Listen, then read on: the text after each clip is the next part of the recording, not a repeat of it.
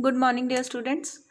So now I am going to have the revision PPT with you, revision lesson for chapter 11. First is the definition of a point. As we have already discussed, a point is a dot. It represents a location in the space. So here A, Q, P and Z. These are the points which are represented by the dots in a space. Next we have the difference between line, line segment and ray. Line is that which have arrows on both the sides, means it can be extended on both the sides to any length. Line segment is that in which both the endpoints are fixed, so it has the fixed length. And a ray is that in which one of the endpoint is fixed and the other side can be extended to any length. So the difference between line, line segment and ray is this. Next is parallel lines. As you can see here, parallel lines are those lines which never intersect each other, which never meet each other, and they are at the same distance at all the times. As you can see here, the distance is 6. Here also the distance is 6. If I will measure from these 2 points, the distance will always be 6. So parallel lines have the same distance between them at all the points. Here we have some real life examples of parallel lines. As you know, when we have sports day in our school, the sports teacher mark the lines. They are always the parallel lines. These are the tracks where the athletes run. So this is the example of parallel line. Next we have, if we have the iron gate, which is made up of iron bars like this. These iron bars are always parallel to each other. So we have so many real life examples of parallel lines also. Next is intersecting lines. The lines which meet each other are known as intersecting lines. They always meet at some point. So here we have 3 lines. They are meeting at the point F, at the point B and at the point C. So such lines are known as intersecting lines. Next we have the examples for collinear points. Collinear points are those which lies on one line. So here if I have taken the example of P's, they are in a straight line. So if I take these P's as points, they lies on the same line, straight line. So they are all collinear. Next, if I take the example of a cupboard, the outer drawers are having handles which lies on one line. So they are also collinear points. Next is the examples of concurrent lines. Concurrent lines are those which passes through one point. So on the left side I have a cake. Now this cake is having 4 lines on it which is passing through the one common point. So all these lines are concurrent lines. Next is if I have orange. As you know, orange, when we cut from the center horizontally, it has one center point and these are the light lines which are not visible. So I have marked it with the black dark one. So they all are passing through one common point. So these lines are concurrent lines. Next, open and closed curves. We know open curves are those which have some opening to enter inside, which have one starting and ending point. We can say it starts from here and end at here.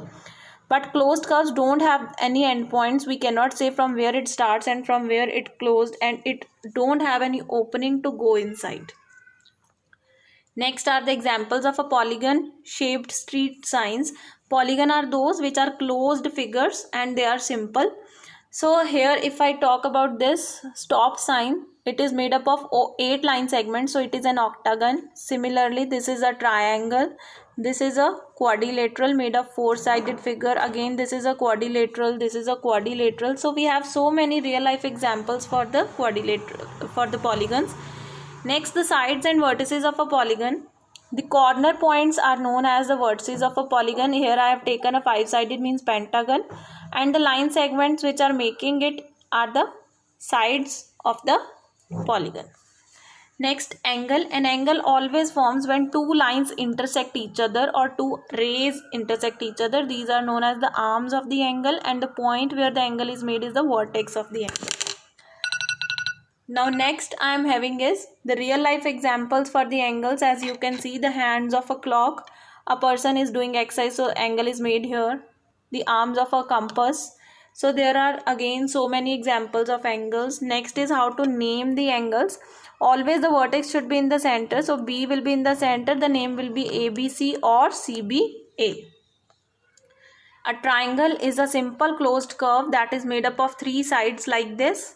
It has 3 sides, AB, BC and CA, and of 3 angles. Angle A, angle B and angle C.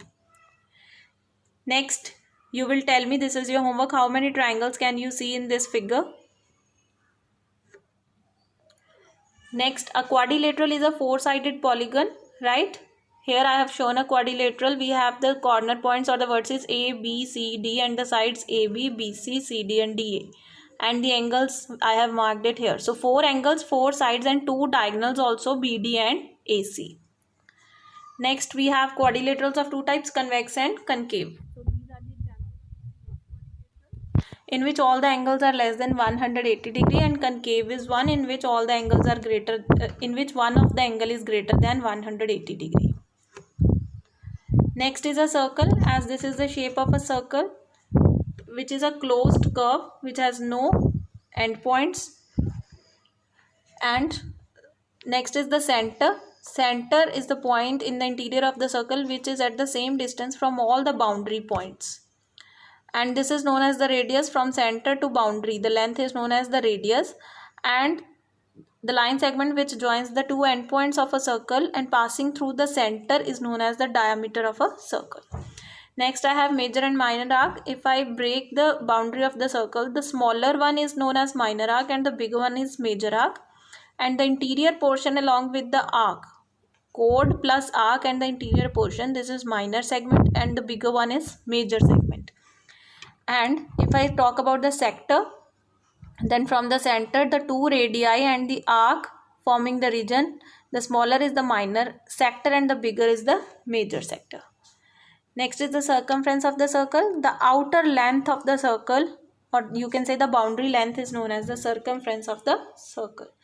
So this is all about for the revision of this chapter. Thank you. Have a nice day.